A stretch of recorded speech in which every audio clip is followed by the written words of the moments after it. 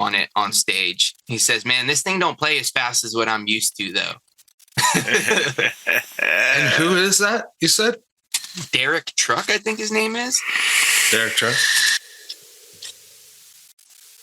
Shit, I dig it. Well, it feels like we're all in the vibe, so you know what that means, ladies and gentlemen. It's time to podcast in 3, 2, 1. Let's do this.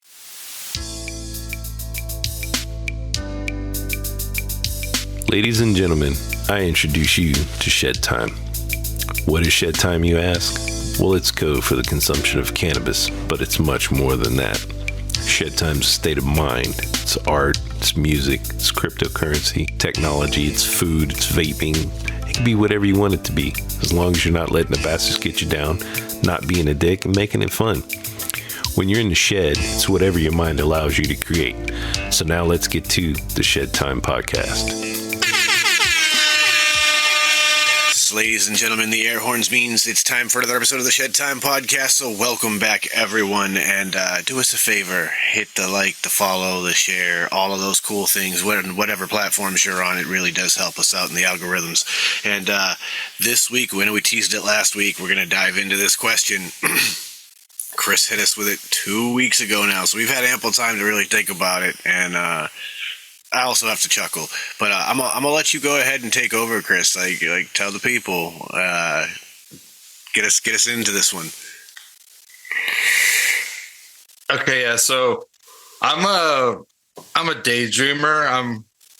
I'm like a person that thinks about stuff and like unreal scenarios, somewhat real scenarios, even whatever. And so I've thought a lot about like if someone just gave me $1 million. I didn't have to pay tax, like whatever. They gave me $1.4 million, so I got $1 million, whatever. And what would I do with that?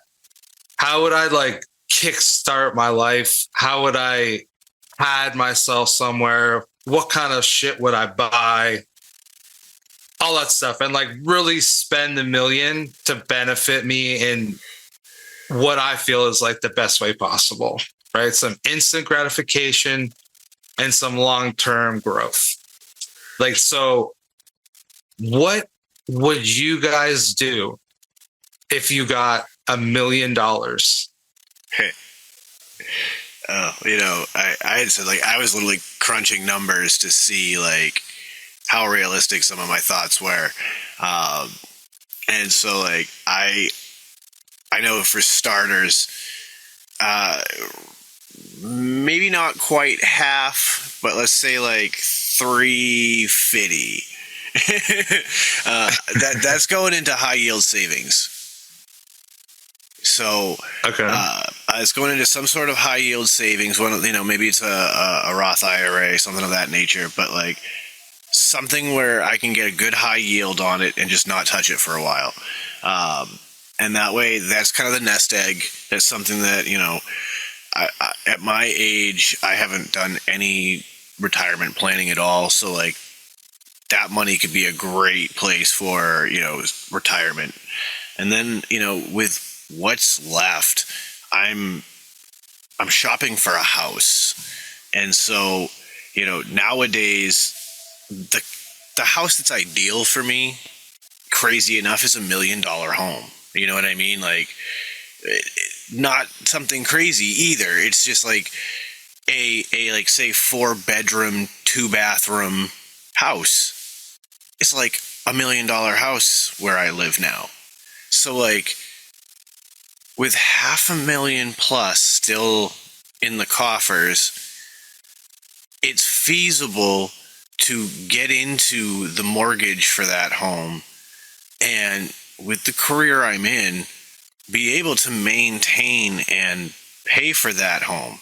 I wouldn't be able to pay outright, but I'd be able to have a really good down payment to have a reasonable mortgage that was, maintainable. And then know that I have that nest egg put away in the high yield and continue to do what I do now for a living, because at the end of the day, like, I actually enjoy what I do. It's such a weird and unique field to work in, and I love it. I mean, I was literally just at a trade show today. And it's such a weird situation to be in a trade show and you're just surrounded by cops. Like, every side of you is just police cars and police officers everywhere. But like, I've come to really love this industry. So like, I wouldn't want to stop working. Like, there are days that, yes, I wish I had fuck you money so I could not work, but I also would go freaking crazy. I mean, the pandemic showed me that. Like, after a year of not having a job to go to, like, I was losing my goddamn mind. So, like, I have a career I'm happy in. I'd stay working, but I could definitely afford the house that I want, you know? Because right now is it the house I can afford that I'm looking at versus the house I truly want. And so, like, that would be really fucking cool to just have the house that we truly want and not have to worry, like, know that everything was in place, that the rest of our lives were set up, and we could just carry on doing us.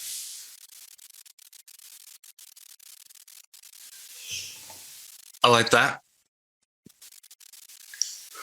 James, what about you? I can go next or I can go last. It's up to you. I can't hear like you. I told you guys the other there day when we were talking about it, you know, there's the fucking fun, you know, non-realistic, you know, fucking dream bullshit. But like in all reality, like I was telling you guys, like first thing I would do is pay off any debt I have, bro. Just off rip, pay my car off, whatever credit card debt I've got, anything like that. First and foremost, that would be my first move. Then after that, it'd be taking care of whatever my parents got going on, whatever they've got, any debt, mortgage, whatever I could do as far as that goes. Bam, on the table, taking care of them. And then after that, it's just like trying to make that shit last me as long as I can. You know what I mean? Obviously, not quitting my job, because let's be real, that money ain't lasting forever. You know what I'm saying? Probably do something similar to Sean. Probably take like a nice lump sum of whatever's left after all that's done and put it in some sort of high yield savings sort of situation, just to have like a chunk of something, not only there in case of emergency sort of situation, but also, you know, building, you know, more value as it's just sitting there instead of just sitting in my normal bank account not doing shit. And obviously, I don't think I would want that amount of money in my normal bank account. Anyway, after that, you would not be getting anything. Yeah. After that, dude, it's just literally just probably not doing too much more different than I'm already doing now. You know what I mean? Like, I'd have my car paid off, so that's good. You know, I won't have that payment to deal with. You know, obviously probably tried to get myself my own sort of situation spot of some sort that's obviously still within my normal, you know, means. But obviously I got that little bit extra, whether that's just an apartment somewhere or whatever. That'd be kind of cool. And other than that, dude, I don't really have any. Because I every time I think about it, I'm just like, it's not like I'm going to go out there and go buy a fucking crazy ass car. You know what I'd probably do, dude? Is I'm depending on how much money I have, is I might buy myself a motorcycle. Like that may be like the one kind of, you know, fun thing I'd do just for me. But obviously that still wouldn't be anything crazy. Like I'm not going to go get a $20,000 Harley Davidson or something like that. Like I'd honestly probably go get that fucking $2,000 to $4,000 Grom I've been talking about, dude.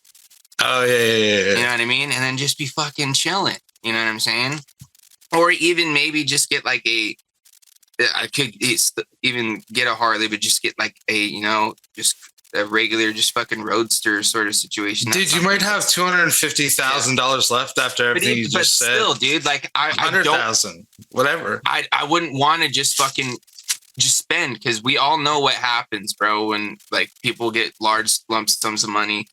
Majority of them just fucking rip through it because they're like, fuck, I've never had this much money before. I've got it, so fuck it. And then next thing you know, you wake up on a Tuesday and you're like, fuck, I'm broke. You know what I'm saying?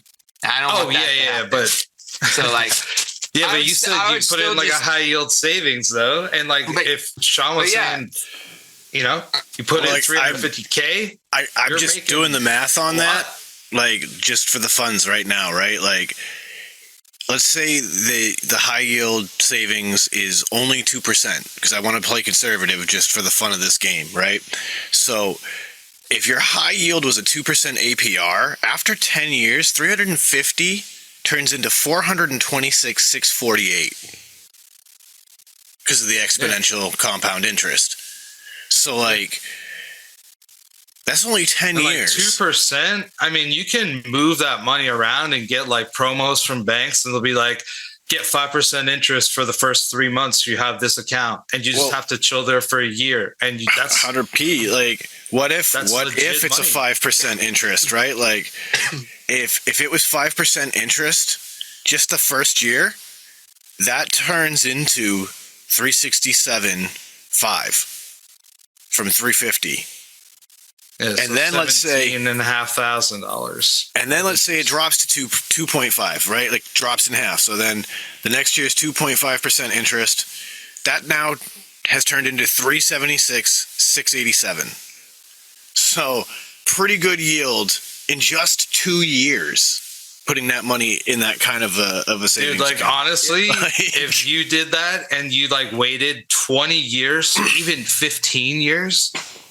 Like you could almost be like, bro, I can just take the interest from this and just pay for like this car, this fucking trip, whatever, because that's how like, I'd do some traveling too. I think I definitely think I'd do that. Like I'd take a trip up to Canada, come see you and Sammy, you know, take a trip out to fucking Boston, go see Sean and, you know, Swags. And then, you know, that sort of thing. Maybe even try to fucking finagle a trip to fucking Australia, bro. Go visit. Dude, that would be pretty cool. You know what I mean? That would be cool. But like, yeah, I'll definitely try to do things like that. I just like the thing. Like for me is like I've never had a huge like lump sum of fucking money, bro. You know what I mean? Where just like I've just got like a fucking cash. Just chilling somewhere, you know what I mean? Like that's never really been a thing for me up until like recently, which honestly, lately, not so much because your boy's got a problem, which we'll talk about, I'm sure, at some point during this episode.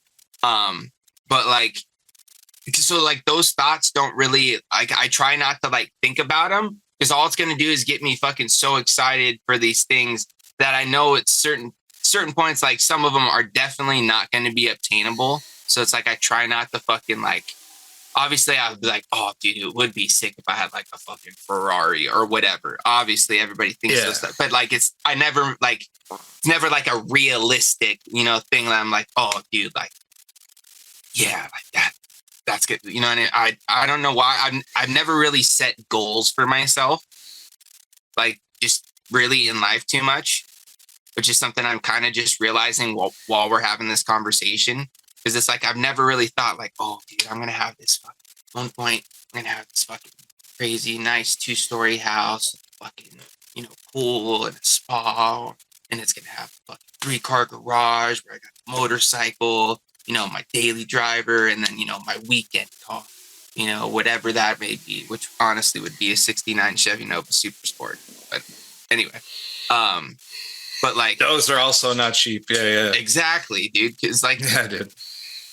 But like I it's never something that I say and think about like realistically. Like they're just kind of like just date. Well, I guess you're kind of saying this is just daydreams. But like as soon as you like brought it up, I instantly kind of started going like, what would I actually do with that money? Like in life, like if I could do like right now, what would I do?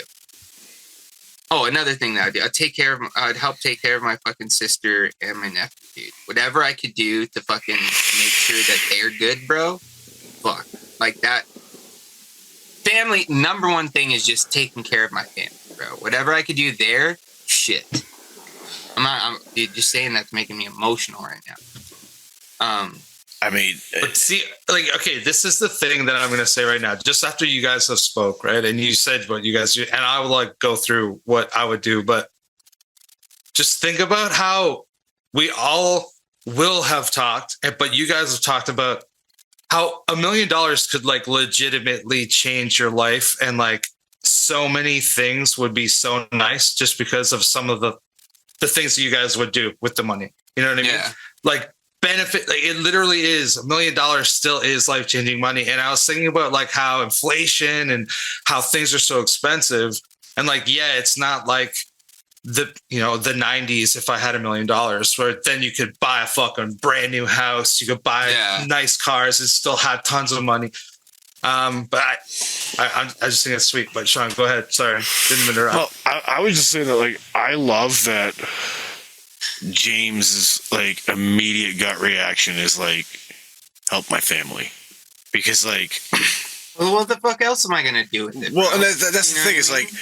I don't really get that opportunity, so like I love seeing that response, because like my family's basically all gone now, so like that's why for me it's such a like when we talked about this briefly last week, and I was like, I laughed how like I was like, yeah, see, like you're paying off your debt, I'm gonna create a bunch of debt, because like I'm like, no, I want to get a mortgage on a ridiculous house but put a huge dumb down payment on it.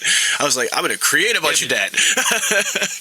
But that'd be all right though, because like you'd probably get it down to like the job that you have that you enjoy doing, you'd be comfortable paying that price, and you'd have this house. 100%. Like I've run. I like, think that it works. I've run the numbers, and no joke, and like I know what at my salary, without counting my bonuses, what I can reasonably afford as a mortgage payment, because I mean I pay rent, so like I have a good idea of like what that is all going to run, and it's like, yeah, like it's not unreasonable.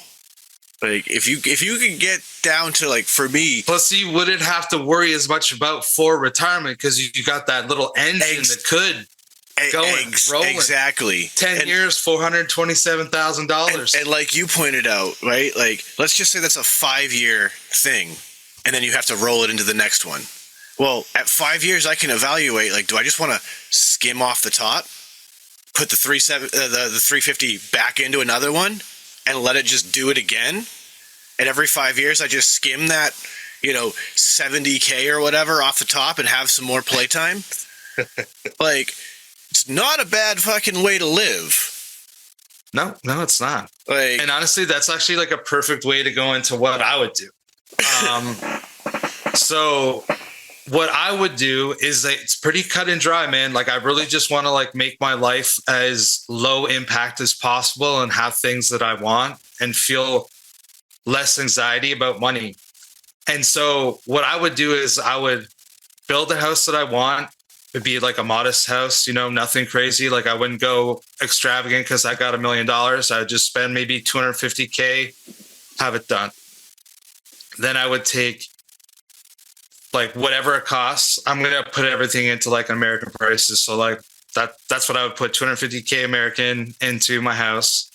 Then I would put in like $45K and get a 2026 Ford Bronco and 7-speed manual.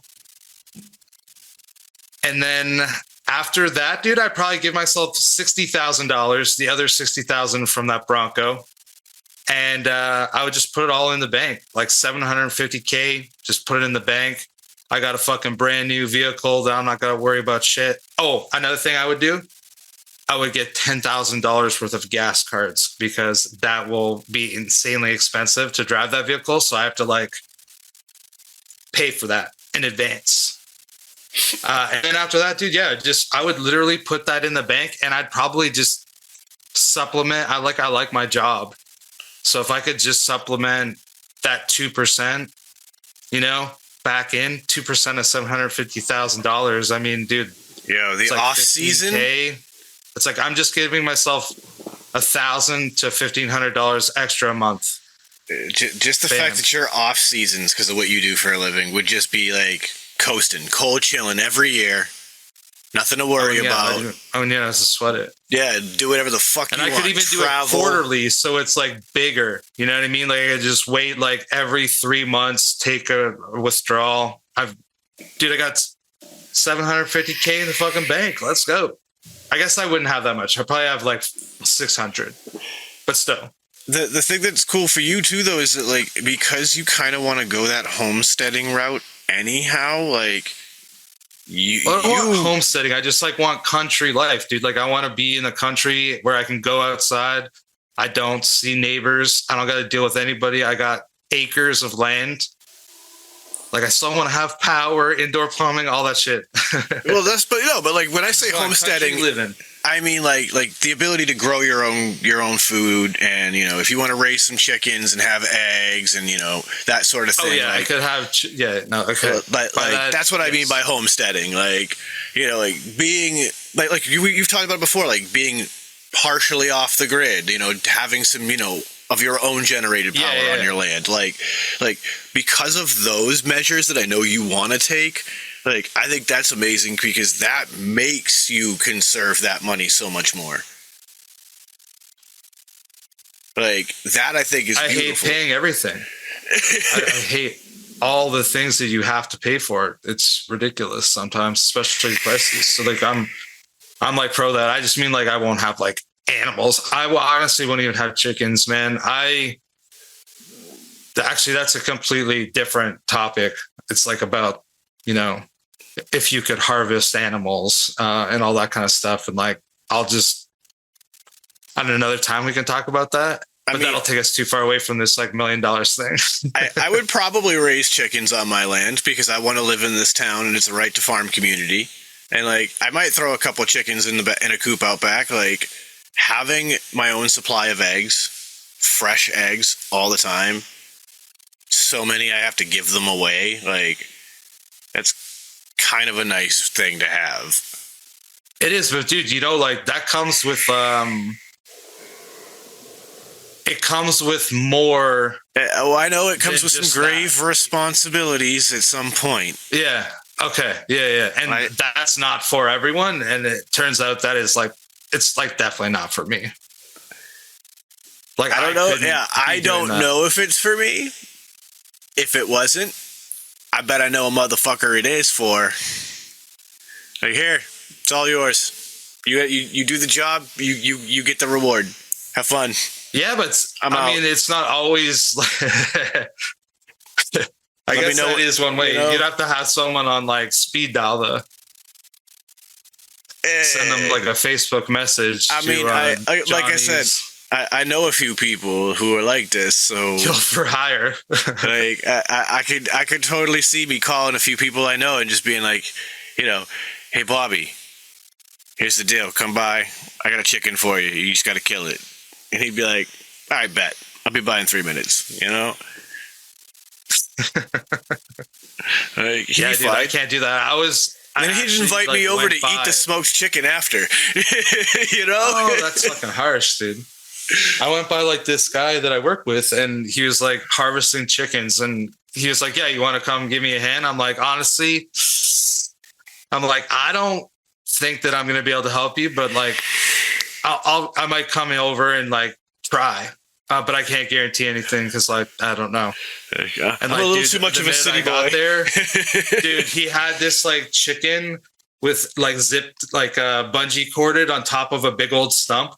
And he just fucking swung the axe and just fucking chopped its head off. Dude, I watched the first time. After that, there's like 4 or 5 other ones. I could not watch, dude. It was it was really tough. That's why I also know that I would really struggle if there was like an apocalypse and I had to like actually kill and like do all that stuff for a chicken. I'd be like, yo, dude. I would probably turn and like take, some like words from like First Nations people. Because like they're always like thanking the beast because that's like the only way I could probably live with killing it, dude. I would have to take that route myself. Like I know in a survival situation I'd be okay. I don't know if in the homesteading fashion if I can do it. Like, if it's kill or be killed, eat or be eaten, Isn't that I'ma eat. Isn't that a crazy thing though? Because like I think about that too, and I'm also somebody that with a lot of things like I do like I don't think I'd be able to do that to the chicken, or like if you're like hunting, have to like fucking like clean and fucking pack a deer. Like, dude, I have a hard time with blood, bro. You know what I'm saying? So like, it's a little bit more than that. Yeah, that's what I mean. And the crazy part is, bro, is my mom growing up always watched like ER and all these fucking hospital, like fucking emergency room sort of fucking shows. And dude, we'd be eating dinner and I'm like eating a bowl of spaghetti and I look up and they're doing fucking brain surgery. I'm like, oh, it fucked me up as a kid, I think. Is it even now, dude? Like my mom and sister were watching Grey's Anatomy or something the other day. I walk in there and I fucking look at the TV and I'm like, oh shit. Like it was some girl's arm was just all fucking torn up and they're like trying to like reattach an artery or some shit. Like, but anyway, yeah, it's crazy because we like human beings come from like, at some point being hunter gatherers, like that's what we did. And that we've fucking grown so far from it that like, there's people like us now that like, oh shit, we can't do it, to the point that there's vegans, you know what I mean? And like vegetarians where like they're not even gonna touch meat at all. So like it's kind of crazy like how far we've come. I always get like kind of tripped up when I think about shit like that, just like of where we've been and where we are now, like just the comparisons. I'll say this, we just have more gatherers these days. Oh, for sure. Like that's all we do is just gather shit. We accumulate a bunch of shit. It's that's not untrue. That is not untrue. We are, as a people, like to accumulate. There are still some hunters out there. You just, like, I think everybody has the hunter-gatherer in them. It's just a matter of what you're hunting and gathering. Yeah. Like some people hunt for food. You're hunting for Legos, Like, I can clean a fish if I need to. It's not like my favorite thing to do, but I can clean a fish.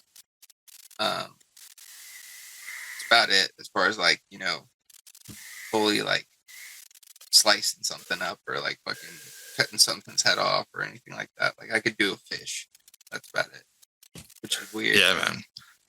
Like I feel like most people don't really give a shit about. Dude, I will say that was the first time I'd ever experienced like a harvesting or whatever it's called. Yeah, dude. And dude, I had no idea. Like a chicken after its head's cut off, it can move for like 5 minutes or more. Oh yeah, dude. That's where the saying comes from. Running around with like a chicken with its head cut off. Yeah, that's why they're bungee corded, because like they will literally like run around. Yeah. Oh no, dude. One of them like came out of the fucking bungees and like made it like 10, 15 feet away from the fucking log. Like I'm good on that, dude. I don't think that I'd ever experience that again, but like he's like, you want to try one? I'm like, no. So this ain't smoking a joint, bro. Yeah. I was like, I'm here for moral support at this point, because like I've realized that this is too much for me. He's like, oh, that's all right, dude. He's like, I'm sorry if like, I'm like, no. And, like, it didn't help that one of the times it took him like 3 to like completely get the head off, and I was like, he's hitting it again, because I'm like looking away. Ugh. Dude, it's like a horror. But man, like kudos to all those people out there that can hunt and do things like responsibly and all that stuff, and like they actually I ain't got nothing against something with the gotta do what you gotta do. Like kudos to you for being able to do that. Well, shit, like, they're probably getting better quality. We're definitely getting better quality meats than we are. That's for damn sure. I mean, yeah. If you are someone who say owns unless farm, you know your butcher. But even then, right? Even then, it's not the same as something that's just where's the butcher's out in the wild and not getting fed. Well, I guess that's true. You know what I'm saying? Maybe it's like, yo, I'm getting it from the chronic farmer, yo. order a fucking half cow. Let's go. And you're like, nice bet. And then you fucking, once you got like, that hookup, I got that kind of does exist. Like there is the like high end premium meat market naturally, where you know you're getting true grass fed, you know, pasture raised. But let's face it, you're paying a premium. Like I follow Guga Foods. Dude is a friggin' master of cooking meats, and like his meat dealer that he uses, some of these steaks you're talking like $300-$400 for like a 2-inch thick steak. Like that's kind of crazy. Yeah, but that's the thing is like we're talking about high grade premium product where these cows are raised in specific manners and you're getting the highest quality beef you can get. I mean, it is insane, but that market exists. Like it's a shame. Most of us can't afford that high a premium meat. Yeah. We have to buy the BJ's and Costco and. But dude, if you're like a foodie though, you could save up for that and buy that and experience that. Oh, 100%. No different than someone that likes to go on vacations. I'm on that level. $400 on a weekend. You could do that. 100% on meat. If you know what's crazy? I had one of those moments where I'm like, how did we get here in this conversation? Like, what led us to fucking... We're talking about hunting. Yeah, homesteading to hunting. But how did we get here from the $1 million question? Because we were talking about homesteading and like raising your own chickens and like that sort of thing. I got lost in our own conversation. Wait, how did we even get here? Yeah, and now we're on premium meat market. Back up. Sorry for the interruption. Yes. I'm all caught up. Here we go. Stoner. That's the beauty of the stoner convo, right? Did you guys ever have that though, where you just sit there and like you're having a conversation and like in the middle of the conversation, you're like, how do we even get? What led us to this point? Oh, but it all makes sense. Yeah, we made a joke about it. It's called "Welcome to the Show, Chris." Yeah, I know. And I'm usually the one that says it.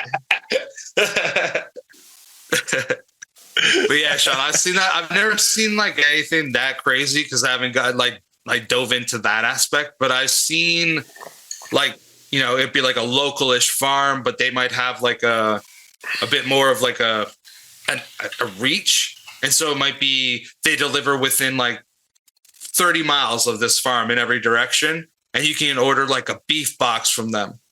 And they'll like have, you know, like a couple of roasts, some like ribs, you know, a bunch of hamburger, whatever else you can make from cows. And you would just get that from this farm. And they would be like, we're 150 head grass fed. And they'd have like this whole commercialized like website or whatever. But I don't remember it ever being, hey, you can get these steaks for $200. Now, could you now? Maybe. Because I looked at it maybe 10 years ago. It's just crazy the price of just everything now, dude. Like it kind of makes me think like, dude, it would be smart just to have like a small like plot of land where you could farm your own, you know, veggies and like whatever kind of berries and stuff you may need. And then like maybe have... in the future, they might be even more expensive. Do you know what I mean? Yeah, it's crazy. 100%. Those things are probably not going to get cheaper. Like gasoline better get fucking cheaper. Oh, dude, I went and got gas the other day and I didn't even look. And then I filled my tank and then got in it and turned it on and looked to see where the gauge went. And I only got like a quarter of a tank and it was like $70. What the fuck? It was like almost $7 a gallon out here, dude. Yeah, I've been seeing probably what it is here right now. I've been seeing the footage of like where California's at because we just hit like just over 4 as our average around here. Dude. Oh wow, I wish. Luckily, I don't have to drive very far now, so it's not too bad. I seen it. For me, it's worse. I actually have to drive further, dude.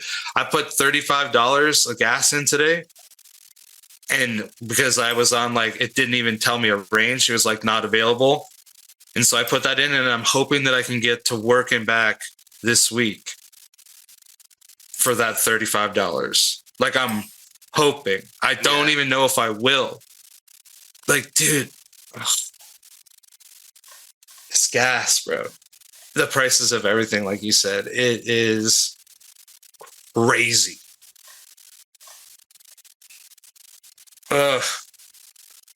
Hopefully things change. That's what I can hope for. I'm looking at one right now for this is a different company than the one I had looked at before, because the one I looked at before had like Wagyu and all that, which is where you're getting into those like $400 steaks. Oh yeah, But like this one right here, $197 for a 7-pound prime rib. So you can do the full prime rib roast. $194? $197 for a 7-pound prime rib roast. Wow. So this one's not as bad, but we got the family feast package. You get 1 3-pound New York strip roast, 1 flank 24-ounce flank steak, 1 2-pound chuck roast, 16 ounces of tenderloin tips, 6 beef franks, and some 8119 ground beef, 2 16-ounce packages for $175. Dude, that's actually not a bad package. To be fair, that's still a lot of fucking money, dude. It is a lot of money. Because I can buy here 10 pounds of ground beef, and it's probably like 80-20, I would guess. Yep. And I can get 11 pounds of bacon for a total of $150 Canadian, so probably 110, 115 bucks US. So like this ranch that I'm looking at, to get a 10-pound box of their ground beef, so just their ground beef, on sale right now, $99. Regularly $110. So so I can get it for $60. Actually, I think it was either 55 or 60. So like, I don't know. Again, this is premium. I guess market. It's premium grass-fed. That's true. I have no idea where mine's from. I would assume somewhere local, but like this package here, 4 USDA prime New York strip steaks, 14 ounces each, 2 tenderloin tip packages at 16 ounces each. So that's a good amount of steak tips. And then 2 16-ounce packages of the ground beef, regularly $215, right now on sale for $193.50. I wonder how much that would cost if you just went to the grocery store, like a reasonably good grocery store. Like, how much would it cost to buy something similar? Would it be drastically cheaper? I know that, like, for example, BJ's, which is like a Costco, it's a wholesale club. I can go in there and get 2-pound filet mignon for $50 or like $45, something like that. It's probably $50 now because everything's gone crazy in the world. I can get like, I think it's a 4-pack of New York strips for like $40 or so from those guys. And their meat quality is solid. I don't know if it'll be prime. I think some of that'll be choice. So that's the only thing, is that like, I know in Canada, you guys rate your meat differently than we do in the US. So, choice is like the mid-grade, and prime is the top. So, like, I'm sure some of that is choice, but it's solid. So it's like prime, like grade A. Yeah, prime would be like a grade A. I'm sure it's our top. Okay. It's our top level of meat. And then, of course, like if you get into Japanese steak, is like Japanese steak, it's really wild because you have like A1 through A5. And then there's tiers below that. That's like next level shit. Yeah, like if you get like a Japanese A5 Wagyu, it's more fat than meat.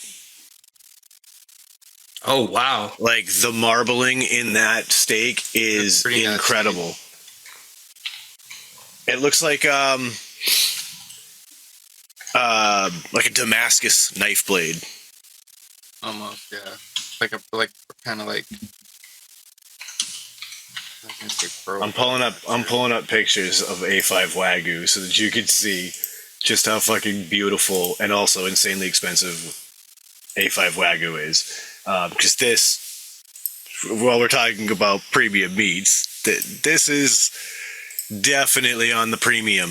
Bada bing, $1,000 for A5 Wagyu boneless strips loin. Wow. This is 9 pounds of meat for $1,000. Oh, you get 9 pounds. Oh, okay. But I mean, look at that marbling. Like, that is gorgeous. That's shit insane, actually.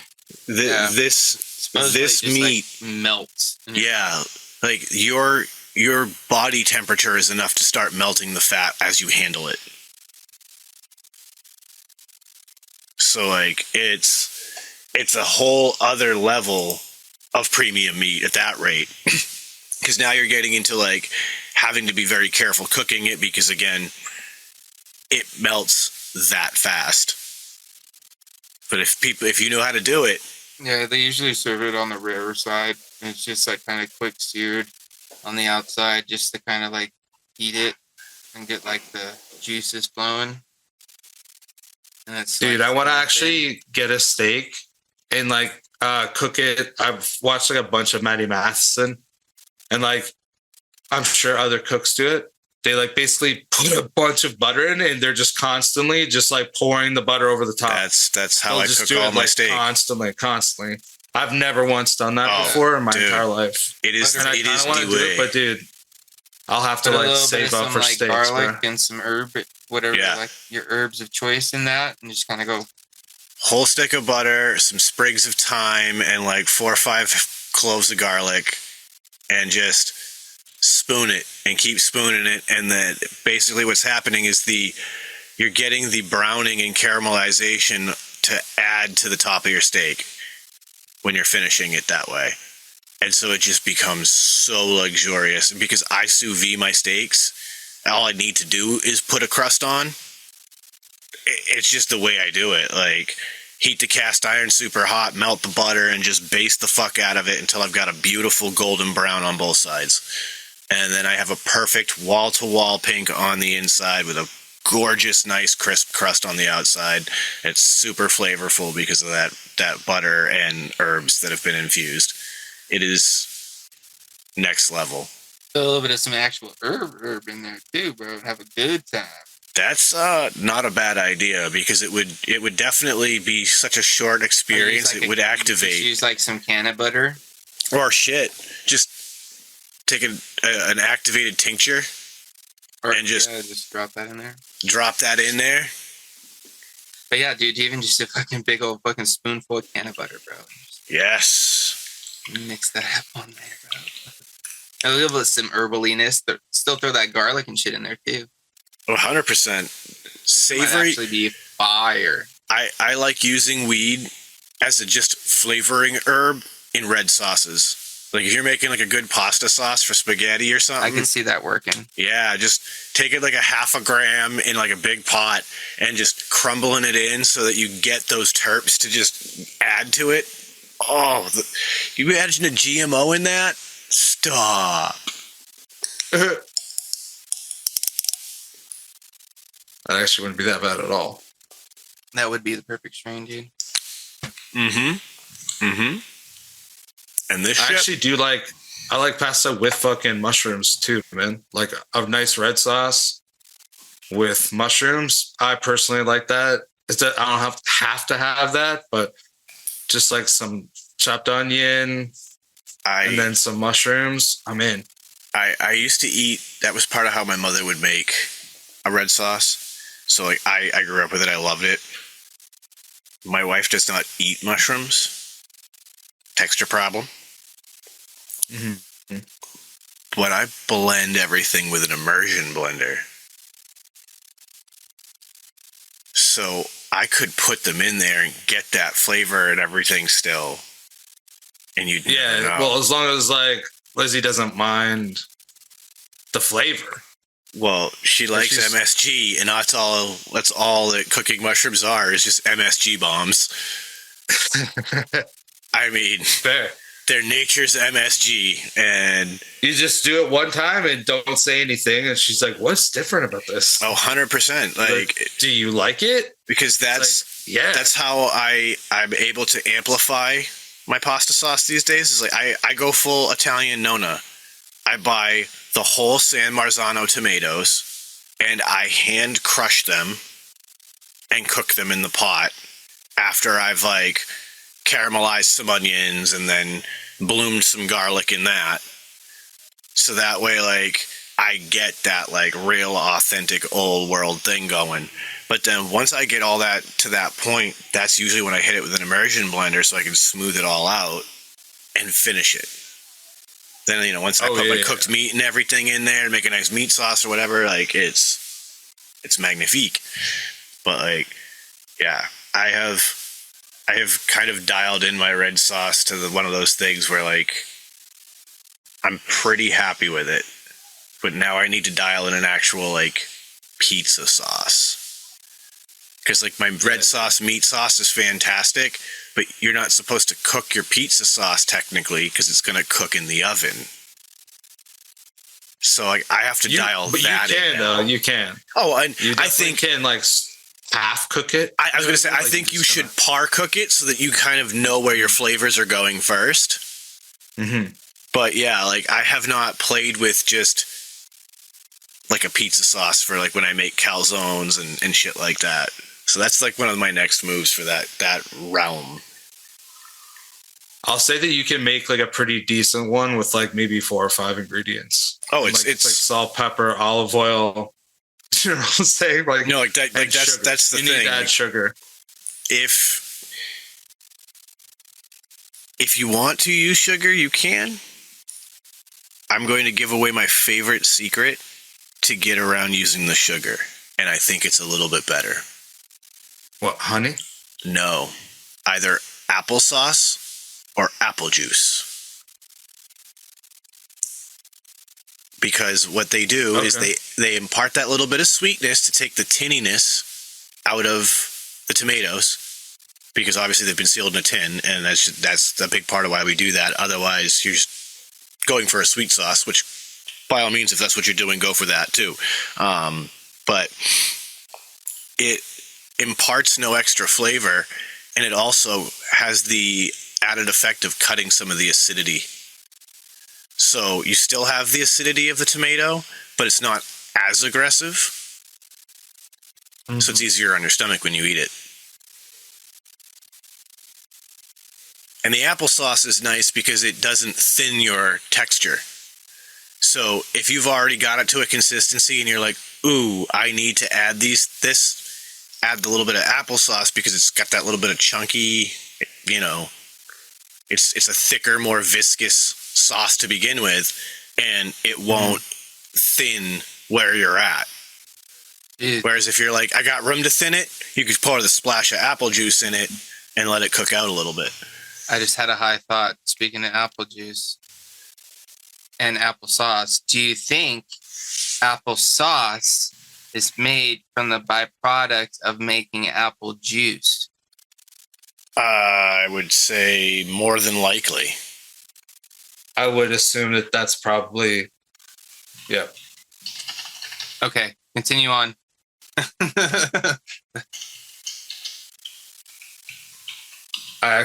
What were we just talking about? We're talking about sauce. Pizza sauces and shit, which came from the meat market. Which came from hunting and gathering, which came from homesteading, which came from the $1 million question. Boom, trace it back, boys. So I'm a shift the gear completely because I hit you guys with a question in the chat earlier this week.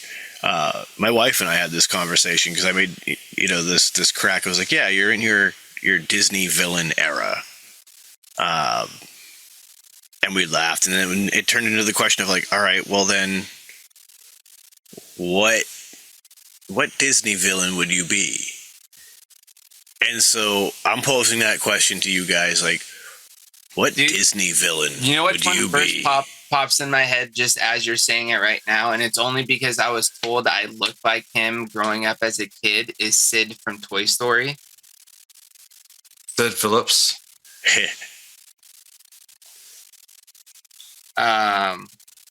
But that's not who I think. Honestly, I've never really thought of myself as a villain. So, like, this is a good question. I thought about it, and honestly, like, I have one if you want to keep thinking about it. Yeah, I need a little bit more time, but, like, I just wanted to throw that one out there just to start, just because I thought. Okay. Like I definitely want to hear Chris's first. Then I'll also allow you some more time. I'll give you my whole premise too. But yeah, go for it, Chris. I want to hear yours. So like I thought about it, and like I was thinking about like from the animated stuff, and I was like, I don't know, and I kind of like landed on the Sanderson sisters from Hocus Pocus because I just like felt like they're actually really funny, and like they're always having a good time. They're not alone, and they're really not that mean, and they can sing. Like, they just look like they have a great fucking time for people that are bad people. It looks like they have such a happy time in, like, that whole movie. And most of the other bad guys that I think of, they're always like, that's not me. So, yeah, dude, I picked them. I would be one of the three witches. I love that answer, and it's funny because Lizzie was like, what do you think the guys would be? And my thought for you, Chris, was actually the prospector from that Toy Story movie, where like he's genuinely a nice guy through most of the movie, and then all of a sudden he flips a switch. He's like, actually, I'm pretty fucking evil, and I'm pulling the strings to keep all of you here because I like this lifestyle. Like I like that you could say that for Chris, because I also think I'm like, my archetype for like a villain character is something similar to that, but he's not necessarily a villain. He's just somebody who just, is just causing like the goofball hyena in Lion King. I think his name's Ed. Yeah, Ed. Yeah, like somebody like kind of like that, where like he's on the bad side, but he's not necessarily out there fucking around. Or at the end of the movie, he makes the turn, you know what I mean? And he realizes he's been doing the wrong. But that's just because I don't really want to be a villain, and I'd rather be kind of a good guy. I don't know. Like, for me, my gut reaction when I thought about it was Captain Hook. For me? No, for me. Oh, for you? I can kind of see that. Because, like, and here's the funniest part about it is that, for one, he's stuck in a world of magic and make-believe, and he fucking can't stand it. He can't stand the fact that the kids around him are having fun, and he wants to stop whatever it takes to stop it. And then I also hyper-fixate on annoying noises and will go fucking crazy like he does over the ticking of the crocodile. Yeah. So yeah. I'm very much a Captain Hook. My wife said Scar for me. Oh, which really? I can also see with the whole, like, long live the king. Ha! Yeah. I could see that. And also, I feel like oftentimes that I'm just surrounded by a bunch of idiots, which is Scar's attitude. Like, I'm surrounded by idiots. Checked out. Fuck, dude. I don't know, dude, because there's so many fucking movies. So many villains, bro. Yeah, because like I was like when Sean brought it up, I looked at the list and there was a lot of movies that I hadn't seen, so I'd have to like read up on them to decide if I would be like them or whatever.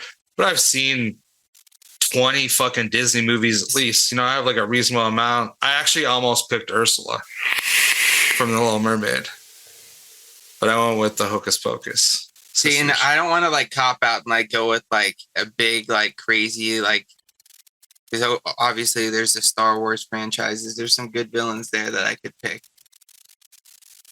Yeah. Because technically that's Disney now, but I don't know if I want to include that. I'm glad you said that, because when we were, my wife raised the same question. I was like, in my thinking of it, Marvel too. And like, I don't know if we want to necessarily. Yeah, like I can count those either. Like in my thinking of it, that's how I was going. It's like those aren't like original Disney properties. I'm thinking like all the original animated Disney. Yeah, and like brought this question up, and then I'm also accepting Pixar in all of that. Yeah. You know what I mean? Like I was even thinking Pixar. You know what?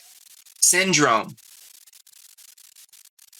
Incredibles. I was gonna say, is he the bad guy from Incredibles? Yeah. Funny you say that, because as we were talking about this, I was like, you know what? I think you would be the dude from Incredibles.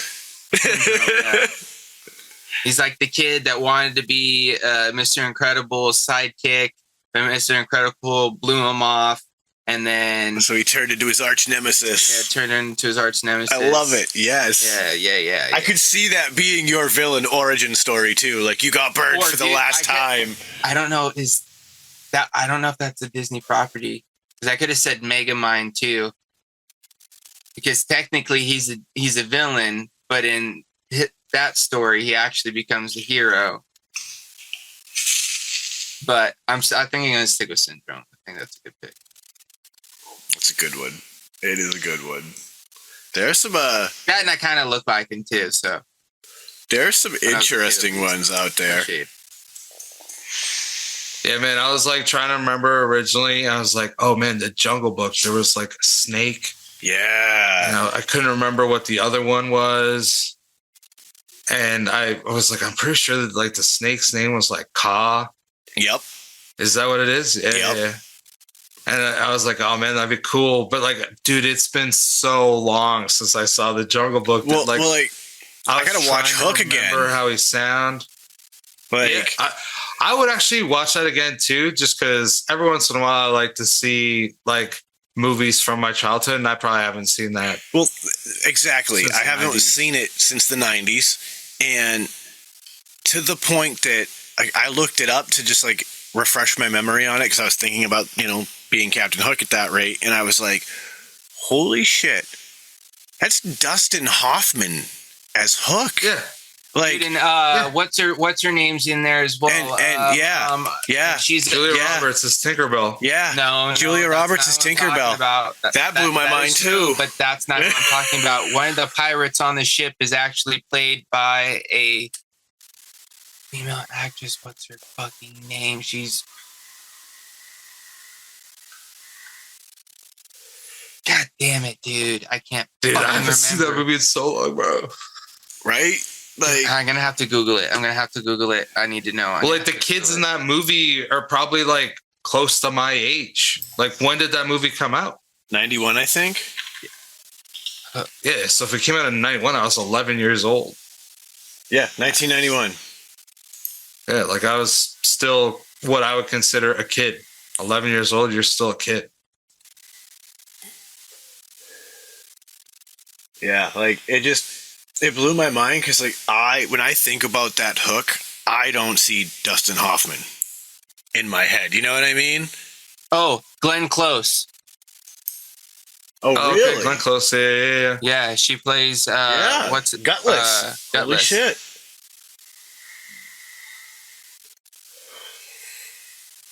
That's true. Actually, I have no memory of that. I feel like I really have to watch this movie again. Well, they did like prosthetics and stuff, I think, and like gave her like a beard. Oh, okay, yeah. Well, Dustin Hoffman definitely had some prosthetics for sure. Yeah. That's why like it never like registered, because obviously like as a kid, I'm not thinking about like, oh my god, that's Dustin Hoffman.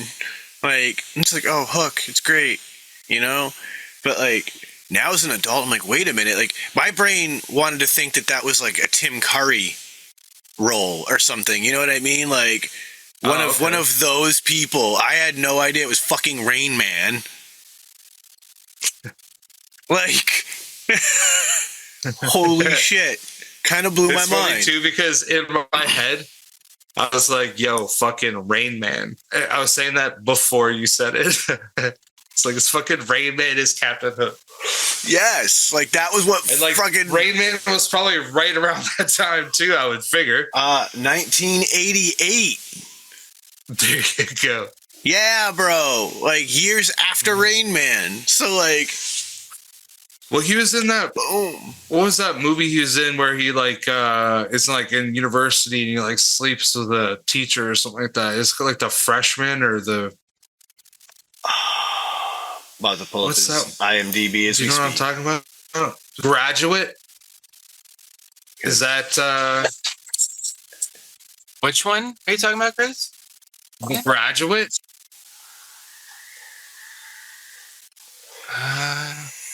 I'm going. It's back like now. he's like in university and ends up having Yeah. like this affair with like a teacher. Or 1967, The Graduate.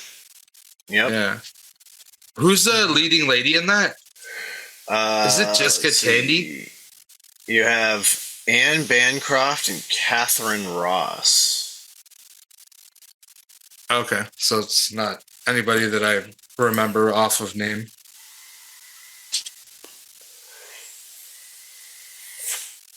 It's crazy. Like, he has got such an incredibly long career. Dude, he's Dustin hilarious in Hoffman's a Meet the legend. Parents, bro. Or Meet the Fockers, I guess Yep. he's in.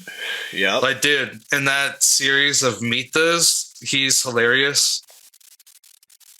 I mean, he's good in a lot of those movies. I remember watching one.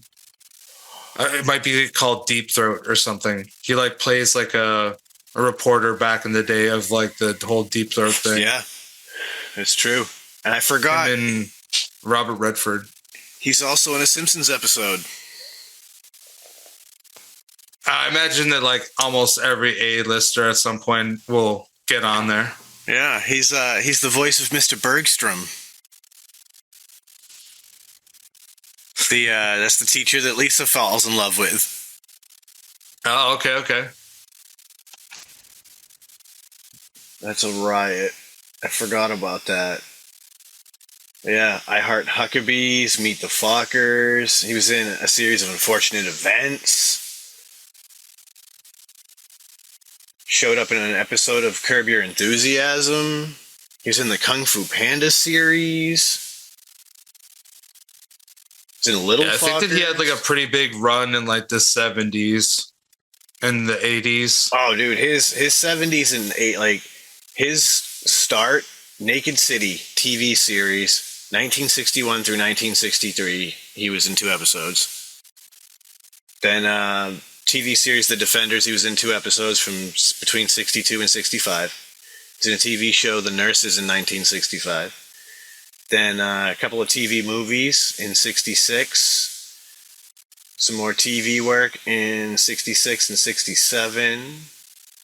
And then, 67, you get The Tiger Makes Out and The Graduate. And then 68, Madigan's Millions. And it just continues on from there. Like, some more TV movies, few more TV appearances, and then a lot of just Hollywood. Well, dude, that's Death of a crazy. Salesman. Next year, The Graduate will be 60 years old, dude. Yeah. I mean, when I pulled up, when I clicked on it and saw the trailer and saw that image of Dustin Hoffman, I'm like, oh man, he's so young. Oh, yeah. I think that he's probably in his early 20s. Like, it's I incredible. imagine he's probably born in the mid to late 40s. He even narrated the video version of Horton Hears a Who back in the 90s. He was Wag the Dog, Chris. There's a classic from the 90s. If I remember that. It's a political drama, as I recall. Oh, okay. I could see him being in that for sure. Yeah. Shortly before an election, a spin doctor and a Hollywood producer join efforts to fabricate a war in order to cover up a presidential sex scandal. That's Damn, dude. Yeah. Dustin Hoffman's the fucking man.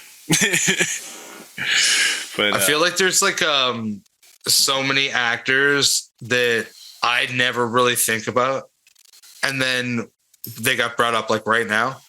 Like I don't ever think of Dustin Hoffman. I don't think I really ever have.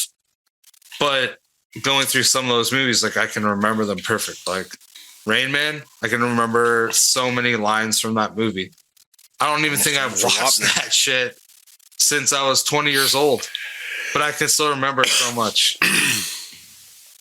Yep. Dude, I can remember a few like Days of Thunder, bro. I haven't seen that in so long, but I watched that so much when I was a kid, man. Like Coal Trickle, I just thought it was like the most rad thing. Fucking race car getting the ladies and shit. You're like, yo, man, that's living. Because I was a fucking little kid when that shit came out. I can still quote lots and lots of parts of SLC Punk. Yeah, there you go. I was with what's his name, Josh Lillard or what's something? Matthew Lillard. Matthew Lillard. Yeah. Yep. Which is so funny to think because that is Shaggy from Scooby-Doo now. Yeah, dude. Like, I actually didn't see him in anything for a really long time, and then I like started watching that Dead to Me on Netflix. It took me like a year to finish it, but I finished it. Yeah, he was even in that. Yeah, So he kind of had a resurgence with the Five Nights at Freddy's movies because he got cast in that, and those gained like a pretty big fan base, I guess. Like I think they ended up doing 2 of them or something like that. But yeah, dude, he's actually kind of popping back up, like using like the new screen, right? Yeah. So he's kind of popping back up. OG back to it. That's cool. Dude, one movie that I fucking love that I don't feel like a lot of people just missed it, or I think they're just sleeping on it, is Without a Paddle with Matthew Lillard, Dax Shepard, and Seth Green, bro. I fucking loved that movie growing up, bro. I thought it was the funniest fucking shit ever, dude. Like those 3 together, I thought was just fucking gold, bro. I never saw it. I haven't seen that movie in so long. Dude, but Sean, I remember seeing it. It's one of just those dumb comedy movies, but it's like based around like some kind of like true events. Like, you know, remember where that story about that guy who like supposedly robbed this bank and like got on a plane. Oh shit, it's about DB Cooper. Okay. Exactly. And it's like them going on this like trip that they talked about when they were kids to go find the treasure of DB Cooper sort of thing. And the movie's pretty much just a movie of all the fucking shenanigans and shit that happens for them along the way trying to do this adventure. And dude, in the wilderness. In the wilderness. And it's fucking funny. I'm not sure if it holds up. I haven't watched it in a long time. I don't know if it will either, but I would try it. I remember watching it as a kid, bro, and thinking it was funny as fuck, dude. Because it was literally just a dumb, stupid comedy. It's only 22 years old already. Yeah.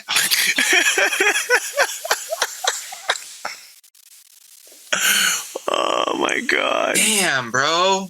Story, bro. Why'd you do that to me, bro? I was 24 from when it came out, bro. So relax. Yo. I should feel old, okay? You were fucking 13. Like, get the fuck out of here. Still, dude. It's in 2004. I was like, oh shit. That movie, that movie doesn't feel like it's that old. Like, I feel like that was maybe I know 10. it doesn't, bro, because I feel like I just watched it like a month ago. Because I see scenes in my head so clearly, bro. Like, I love Matthew Lillard. My wife's a Matthew Lillard fan. She actually got to meet him when she lived in California. Like, I remember him in Encino Man, or is it Biodome? Like, fucking the old Pauly Shore shit. Which guy? Matthew Lillard. He did something with Pauly Shore back in the day. Was he in? I don't remember which one it was. I don't think it wasn't Biodome. It wasn't Encino Man. Did he have a small part? I watched Encino Man. Well, I'm running. Was he like a party guy? Early catalog right now, so I can double check. Because like it was Stephen Baldwin and yeah. That's what I'm saying. I'm just thinking, was he like maybe just like a background character? Maybe I don't remember him being in it. That's why I'm like, could he have been in the army now? Maybe. I don't No, remember. I don't remember It's watching. like I don't remember that guy before. I Like, don't think he was in him. Son-in-Law. Was he in Son-in-Law? No, I just don't remember correctly. Oh, okay. Yeah, no, I feel like don't he remember really correctly. popped off in Scream. Like that's really Scream was the one first that, like, thing I think launched he him. was. Yeah, I don't ever remember seeing him before that. Yeah, because really, like you're absolutely right. It's small stuff. Serial Mom in 1994. I remember that flick. But then like Hackers in 95 was pretty big. Hackers? Yeah. Yeah, that was pretty big. It had like Angelina Jolie and Scream is really where it takes off. Scream 2, The Curve. What else is big? Then SLC Punk was not big, but I love that movie. She's All That. oh yeah, dude, he was in that. Yeah. That was also that era when Freddie Prinze Jr. was in everything. Yeah, he was popping off, dude. 13 Ghosts. Then he gets into Scooby-Doo, and he's kind of just locks into being Shaggy. Like, he does a lot of other stuff, obviously, without a paddle. But, like, a huge part of the rest of his catalog becomes Scooby-Doo stuff. Yeah, he kind of takes place Casey Kasem. And just, like he does the voice in the cartoons now on top the of live action the live actions. He was in an episode of House. Yeah. Holy shit. There's a lot of people that made like guest appearance on like those types of shows. Dude, even like a lot of the animated shows, like Liz loves fucking Bob's Burgers. And dude, one day I was like kind of like making dinner and she had it going and I heard fucking D Reynolds. I was like, babe, is that D? Is that Sweet D doing that voice? And she's like, yeah, that's awesome that you recognized it. I was like, instantly, because like we watched a ton of fucking It's Always Sunny. And so it's just like this blonde animated and it doesn't look like her. Bob's Burgers has a lot of cameo people that come in. Yeah. Mm-hmm. A lot of those cartoons kind of do. You just gonna have to pay attention to them. Like, especially like the ones that gain like a lot of popularity at a certain point. Like people, I'm sure they actually have people like ask, hey, can you do a little something? Can I come in and do a little something? Well, shit. I mean, oh, dude, there's probably people that just like love something like Bob's Burgers and like, hey, if there's any ever an opportunity, exactly, like I'll do a little bit of voice work. Yeah. I mean, after Family Guy really went out of their way to try to actually get the person to do everything for every joke they tried to do, I mean, down to getting the Adam West to play himself. They got Carrot Top to play Carrot Top. You know, like it kind of proved that a lot of people are down to do some wild shit in a cartoon as a voiceover artist. Oh, most definitely. Man, there's like some pretty crazy. There's like one that I watched like a few episodes of, and I was like, you know what? I don't know if this is that funny, but it was like incredibly vulgar. I think it was like there's a few that are like that now. It was one about like with four strangers. I can't remember what it was called. I wish I could, because if you guys had seen it, I'd wonder what your thoughts were. But anybody out there that listens, like, it's like there's animals in it that can talk, and there's like a humans. I don't know. It's over the top. Yeah. Like there's like murders and like all sorts of like whatever that happened in it. Oh, actually, speaking of like murders, Wow. and No, I'm just kidding. Cartoons. Have you guys ever seen Hell of a Boss? No. Is it like their characters that are like kind of like devil and like demon creatures in like some sort of office setting? I've seen clips, but I've never like watched it. Okay, it's pretty funny. I think that it's pretty funny.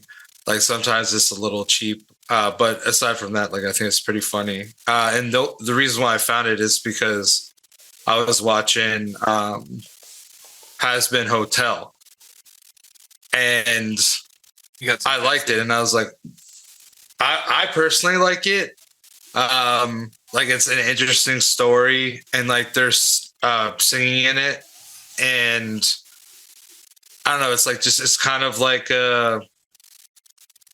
it's like kind of like an R-rated Disney vibe, if that makes sense.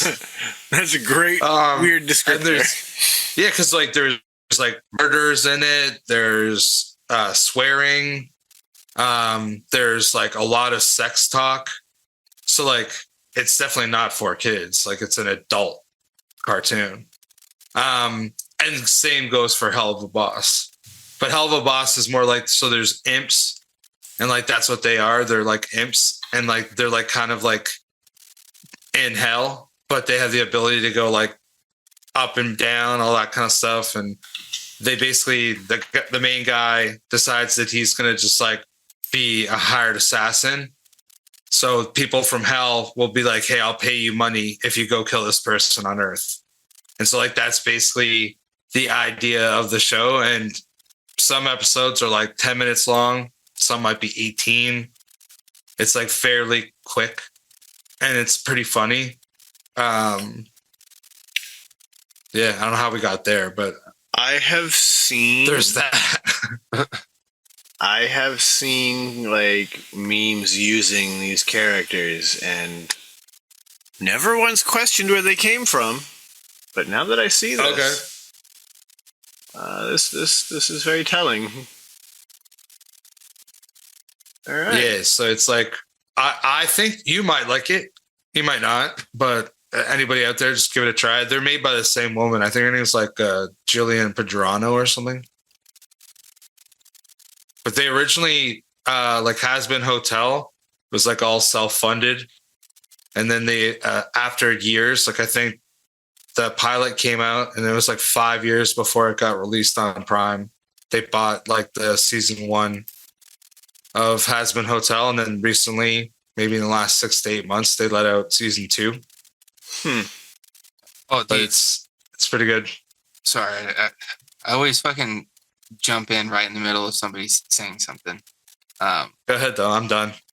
Because we're on like cartoons, they recently just released a new like Star Wars animated show called Maul the Shadow Lord, or Maul Shadow Lord, or something like that. And the whole series is just centered around Darth Maul and like what kind of happens with him in between the like, or after, you know, he supposedly dies and shit in like the prequels or whatever.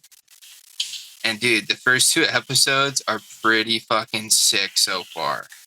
Like they released the first. How long are they? They're like, I don't know, like 30 minutes, I think, maybe like half hour or so. I think. And what streaming software or what streaming? Disney Plus. Okay, I got that. So it's called Maul, Maul. Yeah, Maul Shadow Lord. You'll see. I'm sure there's going to be a banner for it because it literally just started. But dude, I'm pretty fucking excited for it because like I'm also watching Clone Wars right now too, and I think there's a certain point like I'm not sure if it's Clone Wars or if it's the series that comes after that, Rebels, where Maul makes another appearance like in the shows. And I think this is like this new show is kind of like telling you a little bit of backstory of what happened between, like I said, he supposedly dies in the prequels to like where you meet him in Rebels, I think. Anyway, it's looks like it's gonna be a fucking sick ass show, dude. Yeah, dude. Honestly, I personally would probably watch it as a standalone. No, I'm not saying you have to watch. I'm not saying you have. Oh no, you could definitely watch this by itself, dude. Like this, I feel like this is one of those ones where, like, if you just want to tap into something, this would probably be a good one because, like, it's cool if you know some backstory, but like this is kind of like it's gonna be like its own thing. You know what I mean? Like it's not.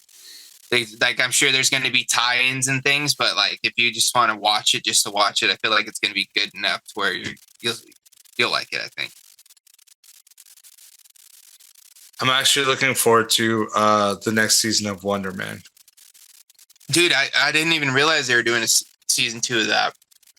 Are they not? I'm not. I don't think so. Oh, really? They might be. Oh, I'll be really disappointed if they're not. I feel like because that was supposed to be because like it was done under like Marvel Spotlight or some shit, and apparently those series they did another one called Echo. They're supposed to be like standalone things where they're just kind of like doing like a small, like limited series introducing characters that may at some point tie into the movies, possibly. Okay. But, according like, to outlets, literally like today, greenlit for season 2. Oh, see. Holy shit. let's go. Like, you know what? What a trip. As of April 8, like Because I think today. I heard rumblings about like fans like calling for a season 2 pretty heavy, and that's where I read about it being under that Marvel Spotlight thing, and it may not really being a thing. So that's cool to hear because I enjoyed it too, Chris. I thought it was pretty good. Yeah, I don't feel like we got enough of the character. Yeah, because I feel like we just got to the good part when it ended. You know what I mean? We just get to the point where it seems he can control his powers instead of just. And being I don't some even know if he rage can necessarily crazy guy. And I want to know, like, I kind of want them to like explore the backstory of how he got his powers a little bit, because like I was telling you before, like they kind of like changed his character a little bit from like his comic origins for the show. I think because I think they might somewhat tie him into being a mutant. Possibly, this is just a theory. I don't know if I'm right. But I feel like that could be like a cool, like they could kind of like tie into, or just at least him learning how to use him and understanding what all his abilities are. Because in the comics, we don't need to see him be a fucking master. Well, yeah, exactly. But like in the comics, bro, like he's up there as far as like top tier, like he's S tier, like he's up there, dude. He's one of those guys. You know what I mean? Yeah. And supposedly, like in the comics, like a lot of his powers, like kind of like they're showing in the show, are tied to his temperament.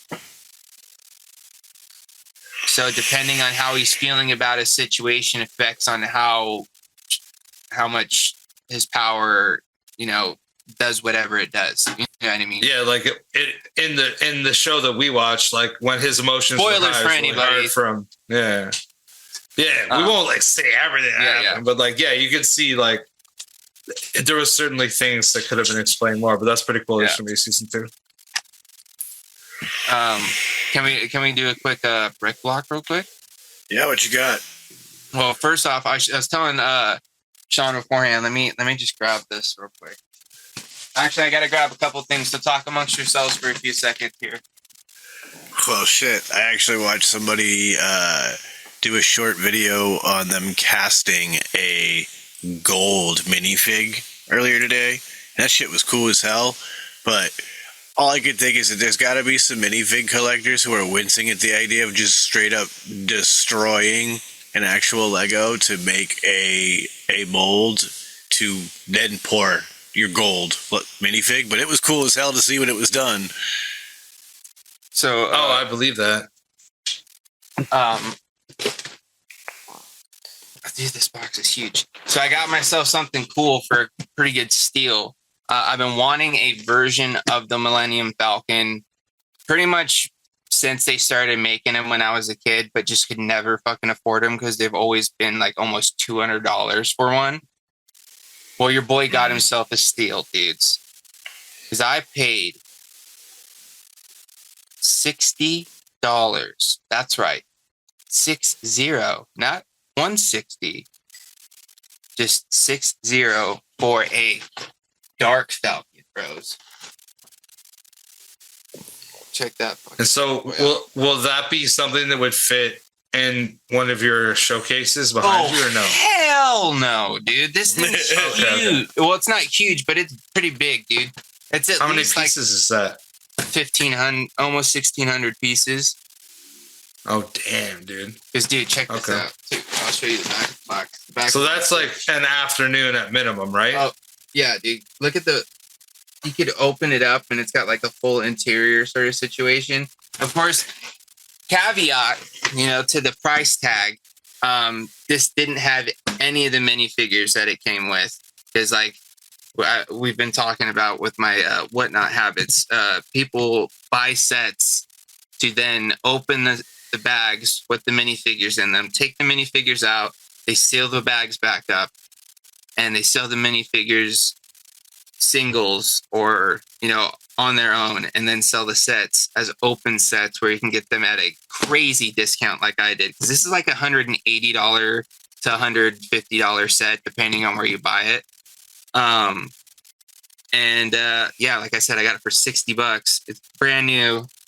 They just literally took the figs out and retaped the box. But what I ended up doing was there's only one figure I wanted in this thing. And I had to get it just because he's super fucking cool. I ended up actually, after seeing this set, watching this Rebuild the Galaxy like short series they did on Disney Plus, which is like a Lego Star Wars thing. And I got myself a Jedi Vader, dudes. Check this fucking guy out. Fucking all white, baby. He's got the white cape, white helmet. And check this out. He never got all burnt up and crispy, dudes. He never chose the dark side. You know what I'm saying? So fucking full-on white Vader, bro. Tell me that's not sick as fuck. That is a cool thing to have. Oh, actually, I lied. There's one other figure I ended up getting just because it was cool out of this set, too. And it was, let me show you over here.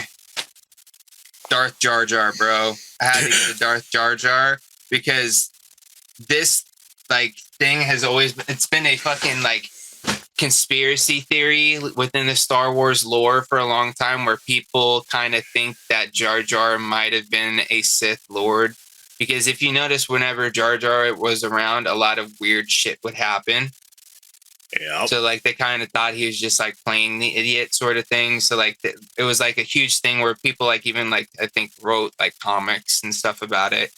So they touched on that because the whole like premise behind this is like through some shenanigans, the galaxy gets fucking rebuilt into this alternate version where you end up getting a black dark Falcon with a bunch of characters that were bad that end up being good, and all the good characters end up being bad. And it's a cool story for kids. But anyways, I was super stoked on that because I actually really dig the look of the black and red Falcon, dude. I think it does look cool as shit. The only problem is now I got to figure out where the fuck I'm going to put it, because I think it's like 17 by 12. Like, so it's 17 inches long by 12 inches. Or no, what is it? Yeah, 17 by 12, I think.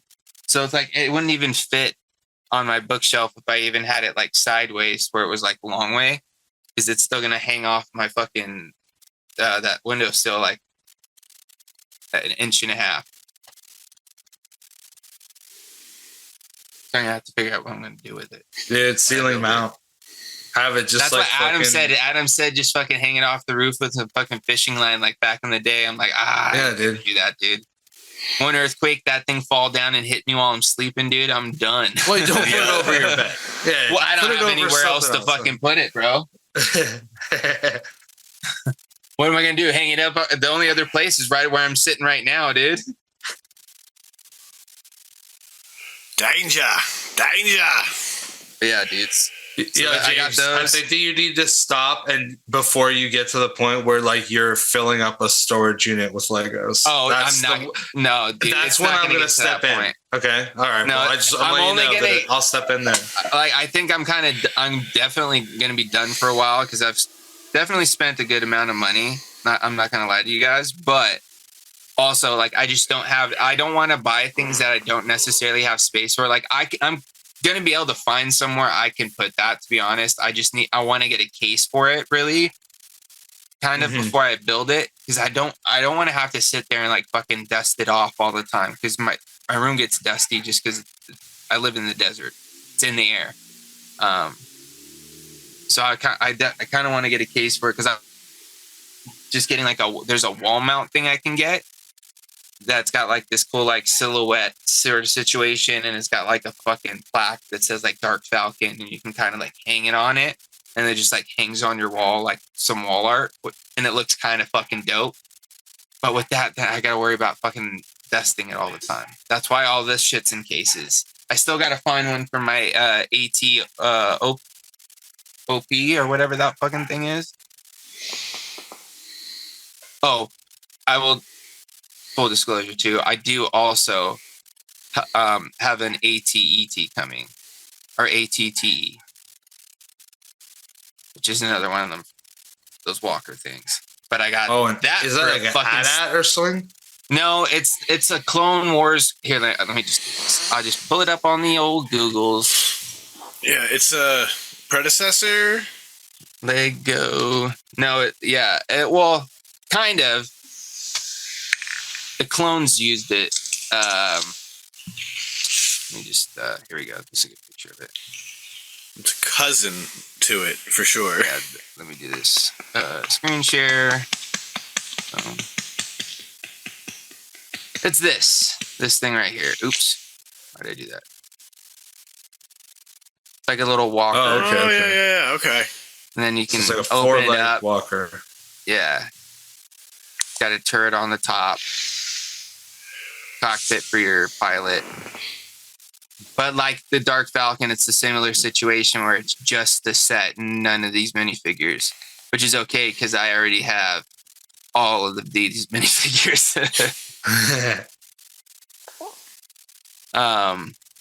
Dude, that and just from hanging out in like a couple of those Whatnot streams when I've like picked up a few things, because I've honestly just kind of like turned them on and just like watched, just because like some of the dudes are honestly kind of entertaining, like how they run their auction. There's this one dude that does like impressions of a bunch. I think I told you guys about this. Just does like impressions of like all these different characters, and he's got like menu figures for a bunch of them. So he does like Shaggy and like I don't know, a bunch of other ones I can't think of off the top of my head. But like in between like bids and stuff, he's like doing like voices, and it's kind of funny. But while you're just sitting there, a lot of times they're just running giveaways. So I'll just sit there and just hang out and just fucking hit the little enter giveaway because it's free to enter. You're hanging out, enter. Dude, I've won so many B1 battle droids, bro, that I almost have an arm. The other day I was in a stream, dude, and I literally won 4 giveaways, like within, I don't know, hour and a half. That's the crazy. dude is like, yeah, dude. Luckily, well, not luckily. I'm not upset because it's free shit, and I think I ended up buying a couple things too, which isn't that bad. But they were just stickers. So like that was kind of funny. He's like, dude, I'm gonna just have to send you this whole roll, bro. That's cool. But dude, I did get a couple cool things though. Like I got like an extra just regular P1 or P2 clone figure, which hey, I'm not gonna complain on. I'll take a couple extra figures. I threw him in my gunship. He's in the hanging out in the door while I got the 2 pilots up in the thing. So he's just kind of like hanging out, like, what's going on up here? And then I also ended up getting another open set of another like mini one that I had for like, I think like $5 or $10. And what I'm gonna do is on Rebrickable, they have people that submit like instructions for like mock builds and alternative builds that you can do with like sets that you can get. Where like if you have certain ones, they actually like combine them to make them like one big thing. So I already had one of each of the ones that I'm gonna build. So I won one in a giveaway, which was cool. So I had an extra one. That's what inspired me to buy the other one. I'm gonna fucking put them together and create this like cool little like gate sort of situation with these 2 turrets that I want to try to put in the back, across the back of that bottom case over there. So I can kind of make like a cool little mock situation in that case. Have some scenery for your scene. I love it. Yeah, dude. It's the next stage for those things for sure. That, and I've gotten so many like extra figures just because like a few times I've bought like 3 or like a 2 or 3 figure like lot just because it was like fucking $4 for like 3 figures. I'm like, fuck, you guys aren't gonna bid on this. I'll throw one in for like $5 and I get like 3 figures or 4 figures. That's fucking cheap as shit. So I've gotten a bunch of like extras that at some point I'm probably gonna just like take to the bricks and minifig shop and try to like trade in for like other shit. Yeah, fuck it, right? Dude, oh, and that set too that like, I've got, bro, is going up in price. So like I'm honestly like not beating myself up about the amount that I spent on it anymore, because as long as that puppy stays up there and stays sealed, I can definitely get my money back. You can get a Lego investment going now. It's honestly crazy, dude. I was telling you guys the amount of money people will pay for certain things just because of either the rarity or the popularity or just whatever. Like, dude, they just found like apparently this new variant of a Darth Vader figure that like was released like back in like the 90s, and there's only a few of them made, and they just like uploaded it to this website called Bricklink, where like they literally list like sales of all the figures for like past, present, and all that stuff, so you can kind of get an idea of the range of what figures are worth. And all of a sudden, this variant is like a $500 Darth Vader figure, just because all of a sudden they just found out that there's this new rare variant and everybody fucking wants him. So all of a sudden, price just goes up. The collector's market. But with It's that, kinda ladies nutty, and dude. gentlemen, we are running out of time. So Oh, sorry, I kind of. I just looked at the clock. I was like, oh, we are there. So I do appreciate everybody for tuning in. And as always, I'll go ahead and hand over to Chris real quick to start bringing us home. You are still muted, my friend. I'll just repeat exactly what I said. Thanks, everybody. We appreciate you. Of course, check out shedtimepodcast.com. Whatever you're listening to us on, feel free to give us a 5-star review. That will be wonderful. It definitely helps us out. And I think that's everything for me. So everybody be safe. Have a good week. Live your best life. And I'll throw it over to James. As always, huge shout outs to all the Shedheads for you guys' continuous support. We greatly, greatly appreciate you guys tuning in. If you haven't, 5-star review. If you're liking what you're hearing, of course, share it to your friends, your family, your mom, your dad, whoever, your coworker, the guy you met at the liquor store, the guy that you met at the dispensary. Hey, the bud tender behind the counter at the dispensary that's selling you the weed that you're about to go and shed time with. Tell them about the Shedtime podcast. Maybe he'll tell somebody, he'll tell somebody, he'll tell somebody. Anyway, I'm ended as I always do, sending out all those positive vibes. Crisp high fives. Don't forget to tell somebody you love them, and a little bag or dab will do you. That is right, my friends. So one last time, shedtimepodcast.com has links to everything you need. So I'll tell you, don't let the best get you down. Be cool. Don't be a dick in whatever it is that you do. Try and have some fun, because it's the Shedtime Podcast. It's time to blow one up and blow one out.